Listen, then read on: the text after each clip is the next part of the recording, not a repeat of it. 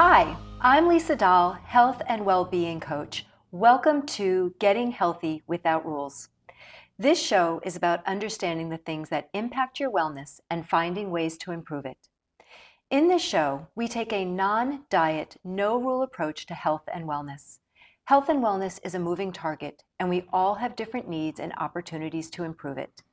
This approach allows you to make the best choice with the information that you have right now.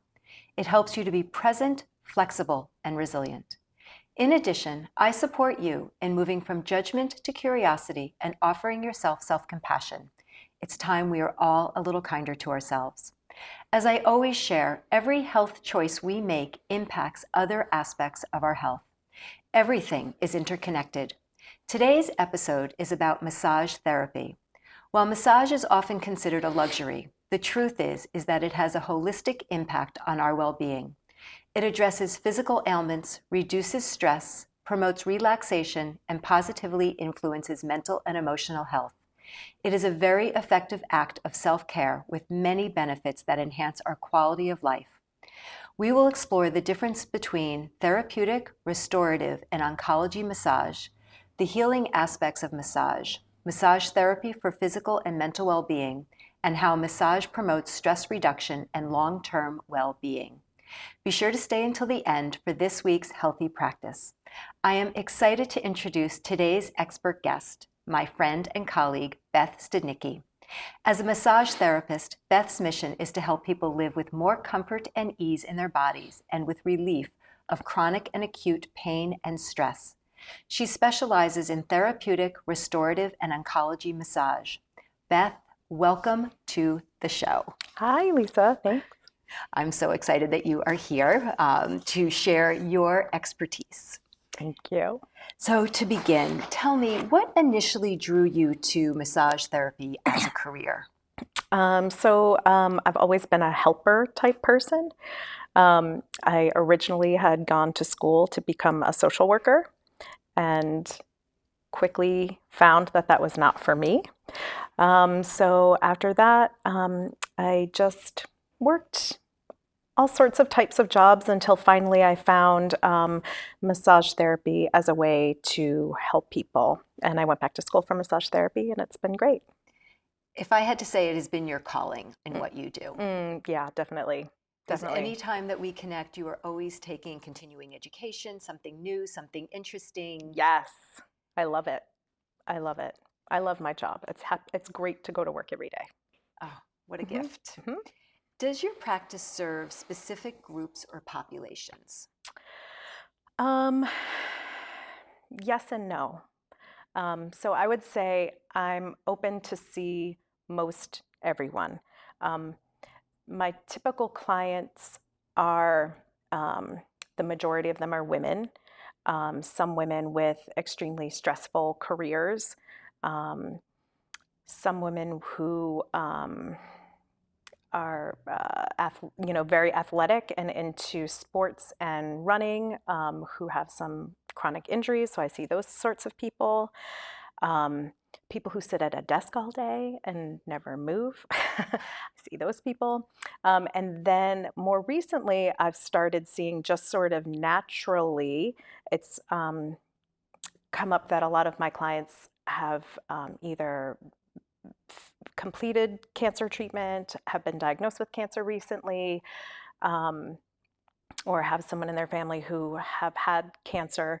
And so I've been doing a lot of oncology massage lately.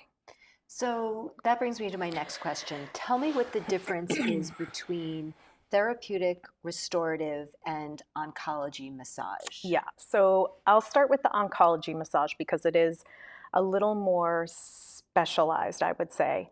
They're all different, but oncology massage is really just massage therapy addressing the needs of people who are either going through cancer treatment,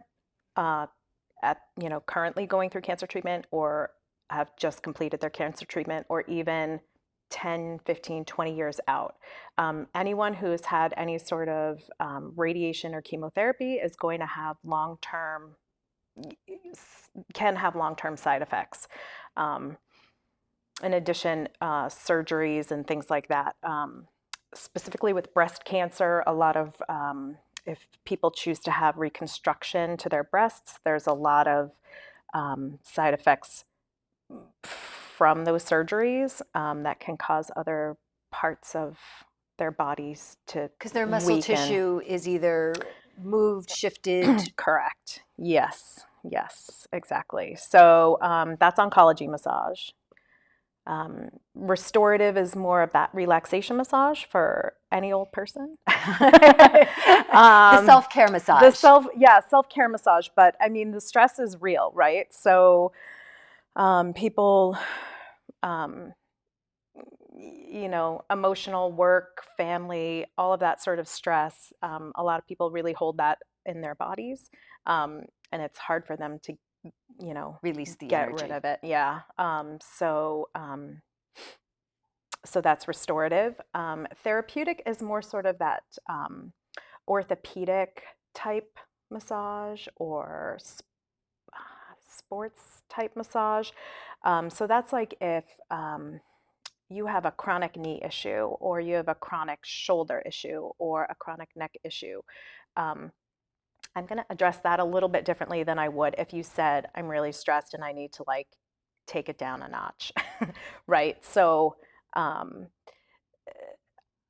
took a pretty extensive and in-depth orthopedic certification that helps me deal with those types of clients. So in terms of touch, it's a very different type of hands-on experience when you are working with those different modalities. Yes, it's sort of, therapeutic's going to sort of address the issue. Okay. I try to incorporate a little bit of that restorative in there because if our bodies aren't prepared for that orthopedic type, a little more intense work, their body, our bodies maybe just don't respond as well if they're not already relaxed first. So using your expertise, you kind of switch between all your area. You look at the whole person. I do. They may come in for this particular type of massage,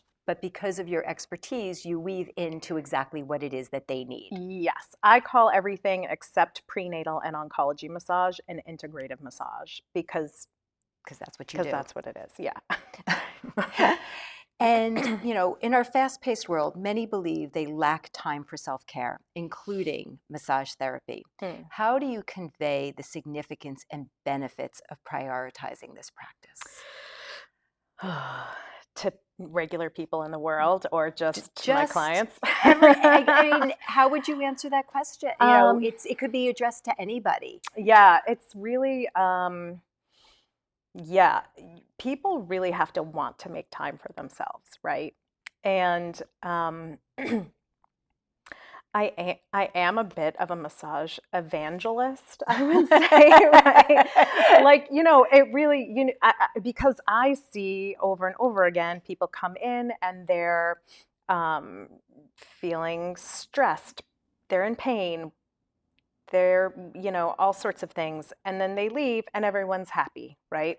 So they're either content, or they're relaxed, or their pain is subsided or gone.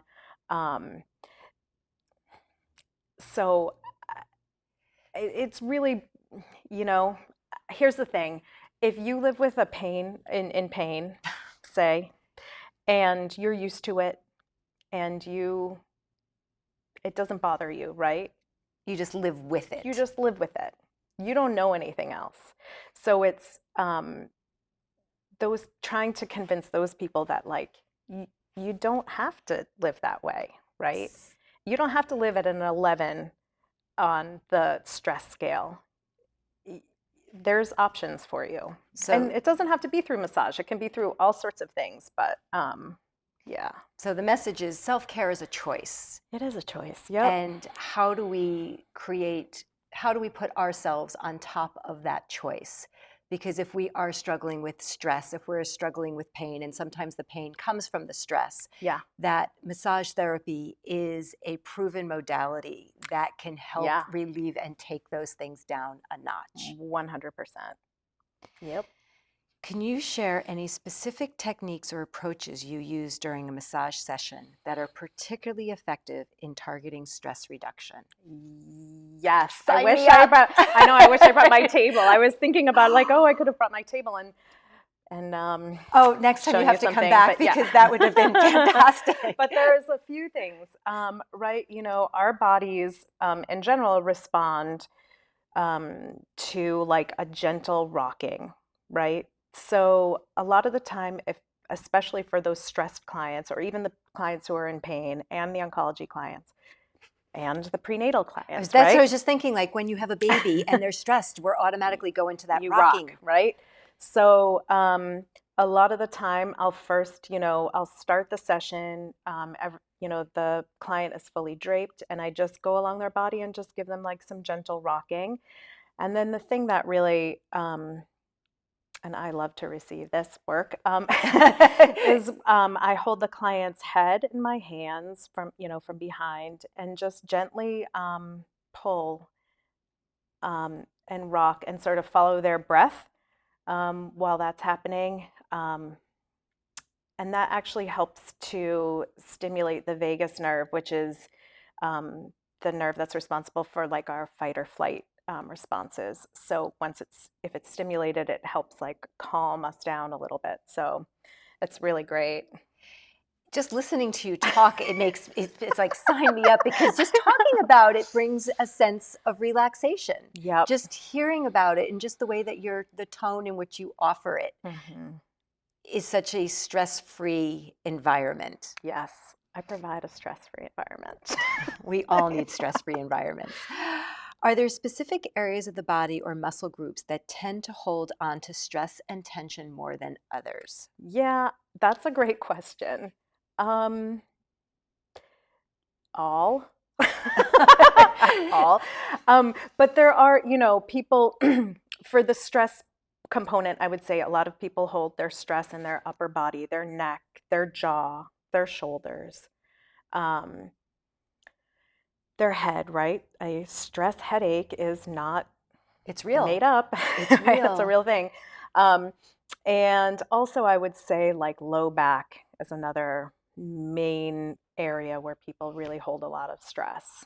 So basically the pain is unique to whatever your day is like, whatever your mental, physical capacity is, you could be feeling the pain in different parts of your body. Yeah. And one is not minimalized based on where it is. No. In fact, I'll share with you that I have sort of a chronic hip, leg, foot pain that I have.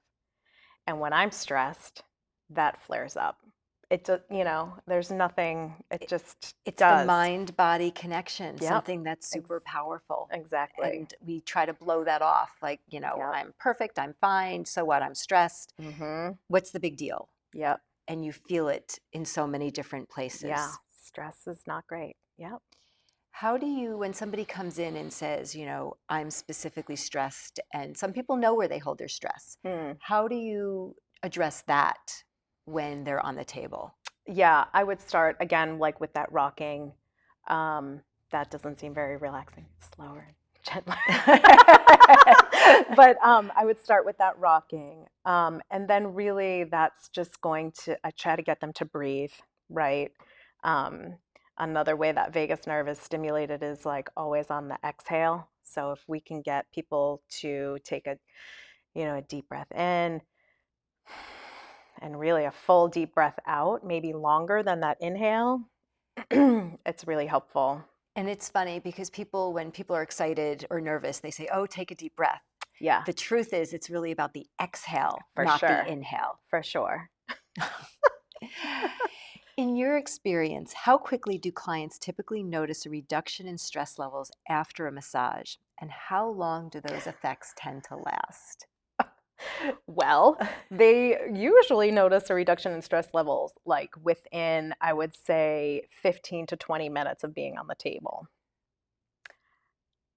until they get off the table, get dressed, And then life happens check again. out, yeah, and then they pick up their phone and they see 25 texts or work calls or all of that, you know. It's like a matter of trying to take the edge off for people, right? Um, and yeah, so it's all, I mean, I help with one part of it, right? Um, it's their work to sort of help them help themselves sort of like see how they can reduce their own stress, right? And yeah, So not what get I'm caught up. hearing, so what I'm hearing is, here's your hour and a half of checking out, Yeah, and it brings your stress level down. yeah. To be able to have those effects linger Hmm. is trying to create keep yourself in safety Yeah, as you exit, and that you don't dive back into what brought you there yeah. in the first Don't place. dive back in. Try not to go grocery shopping afterward. Try not to, just try to take it easy afterward if you possibly can, So don't go run the 10 errands because you've squeezed in your massage that you had to have, Yeah, and then go full board the second you leave, that's right. because then you forget about how amazing and relaxing you felt for that 60 or 90 minutes. Exactly. Beyond the immediate effects of a massage, how can regular massage sessions contribute to long-term stress management and overall well-being? Yeah. So this I would love to share with you about this client that I have. Oh, good. She is a person who is referred to me from an acupuncturist. She has chronic anxiety, very high anxiety person. So much so that her muscles and fascia in her body would not allow the acupuncturist to insert an acupuncture needle and to have it stay in. So the acupuncturist said, I need you, go try Beth and see how it is. So she came in. We work on her upper body only. Um, when she first came in, she came in once a week for 6 weeks. She did not know how to relax. She didn't understand what that felt like, right? So over that course of 6 weeks, she started to learn. Her body started to respond, right? Then then we spaced her appointments out to every other week. Let's see how that goes. We did that for about 6 weeks. Great. Then we spaced it out to 3 weeks. Then 4 weeks. Now she's at every 5 weeks. She comes in and she's like, she knows, um, she tells me, I know what it feels like when it's starting to creep up, and I know how to like calm myself down a little bit better now. And it's amazing. So we work on like a lot of breathing. She and I worked a lot on her breathing dysfunction, um, as well as the muscles. So is that, interoceptive awareness, understanding Mm-hmm. what your body's cues are? Yeah. Because I work a lot with my clients on hunger and fullness, because a lot of people don't know what their hunger and fullness cues look like. Yeah. And what I'm hearing is that you helped her identify the different sensations that she feels in her body, and being able to label that is stress. Yeah. And when she's with you, helping to understand like the different sensations as she starts to bring that level Yeah. down. Yeah. So she's like one of my favorite people to talk about, because it's just like It's life changing. yeah, it really has changed her life a lot. It's great. It's such a powerful message that we lose sight of the value of touch and how it can make such an impact on our overall wellness. Mm-hmm. What about chronic muscle tightness and pain? How might a regular regime of massage alleviate these issues? Yeah, sort of same thing, right? Because people they don't know what it feels like to not have it, right? They only know that I'm Beth and my hip hurts. Right? But I'm laughing with you, yeah, not at no, you. I know, right? But or someone like my husband, for example, who used to have chronic lower back pain. And he just, oh, it just hurts, that's just how it is. And I'm like, but it's not how it is, right? Let me help you. And so whenever he has like the slightest bit, and he'll tell me right away now when he has the slightest bit, and then we just work on it. And then he's Everybody like, needs a Beth in their life. yep, oh, Right? thank you, I'm better now. Right. So, yeah. So and knowing your body, Yeah, catching it before it gets to that awful chronic state that's makes such it. a difference. Because you just say, like, oh, he'll get a twinge, and he's fortunate that he has you to be Right. able to The live-in. right. So everybody needs a live-in Beth. Yeah. And it also goes to my next question as, are there self-care practices you can recommend to your clients in between sessions to maintain their pain or stress relief? Yeah, I'm a big advocate for movement. So I don't necessarily, and I'm not saying go to the gym and exercise, and I'm not saying go for a run. I'm just saying stand up, move. If you can't stand up, move your ankles, turn your ankles around, move your wrists, shrug your shoulders, something, right? Just some sort of movement, because movement really creates that, the fluidity in our joints, right? So, Any type of movement. yeah, And it is not about, as you just shared, it is not about building muscle, burning calories. It nope, is the simple act of moving keeps our bodies in better shape yeah, and I will and also, pain-free. yeah, and I would say like find something that you like to do, right? Find something that you like to do. Walk the dog. I don't just play with the dog. You don't even have to walk the dog, right? Um, and then the other thing I would say is I know I'm not a very good meditator. I'm not. And so I know that doesn't always resonate with people. But if you can take just a few minutes to just like take a few deep breaths and let it go, that's great. Another thing that I think is great, or helps me anyway, this might not be for everyone, is like sing loud in your car, right? I mean, so, and I say that because when you sing, you have to inhale and you have to exhale. So, like, singing is like a great way to breathe without breathing, or meditate without meditating. Finding what works for you. There is the best Yeah, practice is the one that resonates with you, that you are willing to do and to keep trying until you feel I can do that. yep, And it only takes a minute or two to make a difference. that's right. Receiving massage can be intimidating, especially for those new to massage. Mm. Can you tell me how you make your clients feel comfortable during their first visit? What does that first appointment look like? Yeah, so the first appointment, so you mean like for someone who's never had massage Somebody's before? never had a massage before. Okay, so I explain everything. So they come in, we sit at my desk, have a nice little talk about what brought them in. There's an intake form that they receive ahead of time, so they have to fill that out, and it has information in there as well. But we'll just have a conversation about, why they're here, right?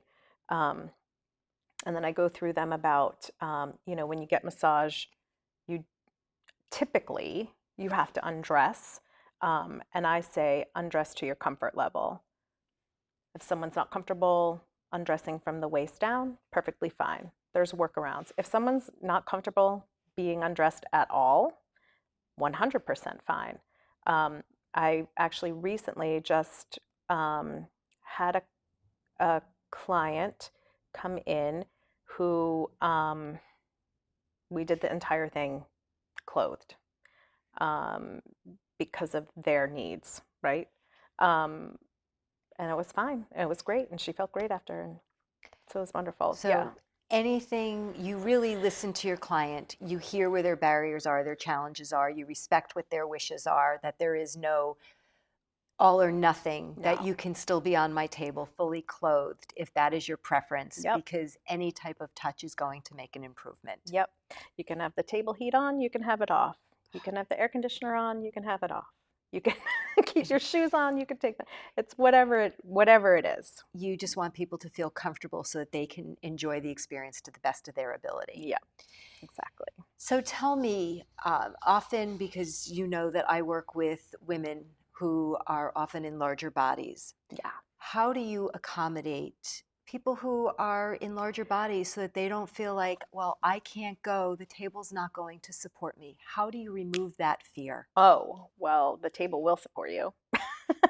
My table will support larger bodies. I actually have table extenders on the sides of my table, which makes the table, I think it's like 42 inches wide, which is pretty, I mean, it accommodates um, You all sorts of bodies. Yeah. I have clients who are in larger bodies, and they're very comfortable on the table. Um, Especially, women that maybe have larger breasts. I have bolstering that I use to help accommodate that so they don't feel like they're, you know, So there smushed are, up. so Yeah, yeah, and I all mean, it's sorts of so things. important for a woman who is uncomfortable in her own skin to know that she is not going to be embarrassed or put off Oh, never, because of the size of her body, and that never. your space is designed to accommodate all bodies. All bodies. And um, yes, I try to like make people feel zero shame about anything. Everything is normal. I'll give you an example too. Please. Not size related, but just something that women say over and over again. And I just say, it really doesn't matter. They say, I'm sorry, I forgot to shave my legs today. And I'm like, that's okay. It's not part of, it's not going to hinder my work. It is amazing how we apologize for natural things that are part of our body. That's right. And you just kind of put it right out there that it doesn't matter. Doesn't matter. You are who you are. You show up who you are. You show up in Yep. however you are ready to show up that day. And I will make you feel comfortable and accepted and be ready to be able to support you. Yep, exactly. Touch is often seen as a healing modality. How does therapeutic touch, in your experience, contribute to the reducing of stress and enhance our overall well-being? Well, touch is like the endorphin catalyst, right? So it releases our endorphins, dopamine, calms people down. Ask me again. The question was, why is touch so healing to Yeah. people? Yeah. I think, as humans, we're designed to touch each other, right? And I think, these last few years with COVID and everything, it's funny, I said COVID and everything. I knew I was going to. And, there's like this lack of touch, we couldn't even shake hands for a while, or hug our friends or any of that. So I think people are definitely looking for that again, because I think once we stopped shaking hands, I find people now still don't want to shake hands. There's the dance. Yes. You kind of, if you know somebody intimately and personally, you're comfortable and you hug. But it's funny, I was at the supermarket yesterday, and I ran into somebody who I have not seen in a long time. She was an acquaintance person, but somebody who pre-COVID would have just been natural to just kind of hug, say, so nice to see you. Yeah. And she was masked, and Yep. it was kind of, I said, I would give you a hug, but it looks like you want to stay safe. And, I just want to do the right thing. Yeah. And she says, thank you. And she put the barrier up. And I just, I know for me that touching is so important. Yeah. And, that's why I think so many people went out and bought pets during COVID, because they could safely touch, nurture, hug with the freedom. That's true. That's true. Very true. And I will say also, I just want to touch on the COVID stuff and masking. Um, I masked for all of my clients up until 3 weeks ago. I stopped masking for everybody. I still ask them if they want me to wear a mask. Yep. Um, but that is something to keep in mind. People who are nervous about coming in, Immune compromised. immunocompromised, I run a pretty powerful air filtration system in my treatment room, and I will wear a mask, absolutely no problem. I wore one yesterday for somebody, so It is all about meeting your clients' needs wherever they are to yep, help them feel safe and that you do not add any level of stress, if at all possible, to their experience. exactly. Yep. Can you tell me,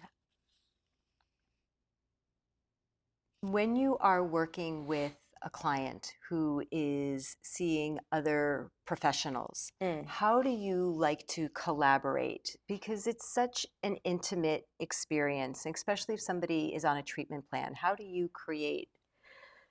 Yeah, I I encourage people to see other um, practitioners to help them with whatever they're working in. So, say it's a stress, anxiety client. Um, I might, refer them if they're looking for like talk therapy, refer them to a therapist or an acupuncturist, maybe, who can also, add to that treatment that we're doing.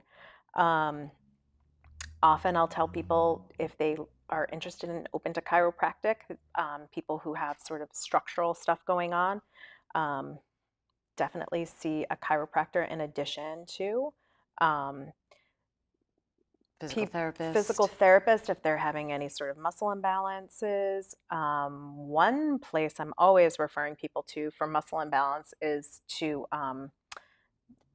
do a Pilates reformer class, either private or small group. Um, Pilates is based on physical therapy practices, and it's really good for balancing out um, your strength on both sides of your body. So, massage is just one component of many on Oh, how to help relieve stress, yeah. and it supports physical, mental, and emotional health, especially when balanced out by a team approach with other practitioners. Yeah, definitely. When searching for a qualified massage therapist, what advice would you give about finding the right professional? That's a really hard question to answer. So, in Massachusetts, a massage therapist needs to attend 650 hours worth of schooling, right? Education. Um, then they can apply for their license through the state, and then they're a licensed massage therapist, and then annually they just renew their massage therapy license. Right now, there's no continuing education component required by the state for Oh, people. interesting. Yeah. So someone could have been licensed 20 years ago and never taken continuing education, and they just do what they do, right? Um, I think you'd find that most massage therapists want to learn more and want to increase their skills. Um, so I would ask, when you're making an appointment or looking at people, maybe look at what continuing education classes they have, what their focus is, what their expertise is. You don't want to go to someone who gives extremely deep tissue massage if you have cancer, right? That's just not what you want What to you do. need. Or you don't want to go to someone who only does relaxation massage if you have a chronic, shoulder issue. They can help a little bit, but I don't know. Well, I don't know. I don't want to speak out of turn, but What I'm hearing is, the title massage therapist is a bucket term.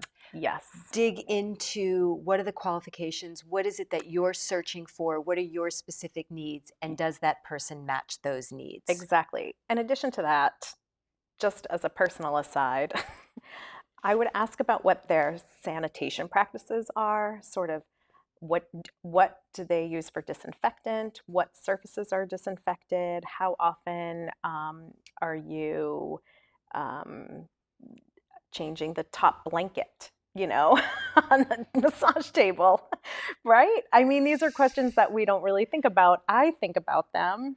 I guess I just always assumed, and now I will ask. Well, I mean, if I'm getting a massage, I'm going to you, so Yeah, I okay. know that it's But spotless. Yes, but yeah. So, and then also, what was my other? There was one more thing I was going to mention, and I don't remember. So if I remember after, I'll bring it up. Absolutely. Sanitation, education, and yeah, like whether it's accessible, like physically accessible to the person. So is it up a flight of stairs just to find out what type of building you're going into? Does it match your physical abilities? Yeah. And once you're there and you have so really, I mean, unfortunately, every massage therapist has a different style of touching, right? Of touch. And you're going to click with somebody or you're not going to click with somebody. So you just have to kind of clue into your intuition, pay attention to it, because if it's not a great experience, there's going to be somebody out there who will be the right person for you. That's exactly right. Yep. Before you tell us about this week's practice, are there any other words of wisdom you'd like to share? I don't know. We've covered a lot. We covered a lot. No, I say, you don't have to come get a massage from me, but you should get a massage. Take care of yourself. It really does, honestly. It just makes all the difference, really. So tell us about this week's practice. Oh, so I was going to talk about recently, I have a number of people who sit at a desk and work, and their necks hurt all the time. And I ask them, how often do you move your neck? They say never. So I said, why don't we try doing this? Every 2 hours to move your head. So it's really just head mobility, so neck mobility. So it's really just saying yes. So nodding your head up and down. Nodding your head yes. Saying no. Saying maybe. Doing the head roll this way and this way. And then one of the most important ones is the chicken head, because you've got a name for everything. Chicken head, right? It's this one. So it's extending your neck forward. Yes, because a lot of what people experience now is tech neck, right, where your head is forward all the time. So we have to remind our bodies that it belongs back here, not down here, and then finish it with like a quick shoulder shrug. Shoulder shrug. Yeah. So it's yes, up and down, no, back and forth, maybe kind of side to side a little bit. The roll. And then the chicken. The chicken. And then the shoulders. Yeah. And all that in less than 30 seconds, and it just gives you a little bit more mobility. Yeah, just, keeps everything moving. So thank you so much for being my guest today. Thanks. Today we learned about the healing aspects of massage therapy and how it supports our physical and mental well-being. If you're looking to continue the conversation, please join me for my monthly office hours continuing conversations, which is really in-depth conversation about the topics that we are exploring here. I would always appreciate if you share what you love, what you're interested in, so that I can learn more about how best to bring professionals that you would like to learn more about. So you can always email me. And thank you for watching, and I look forward to you joining me next time on Getting Healthy Without Rules.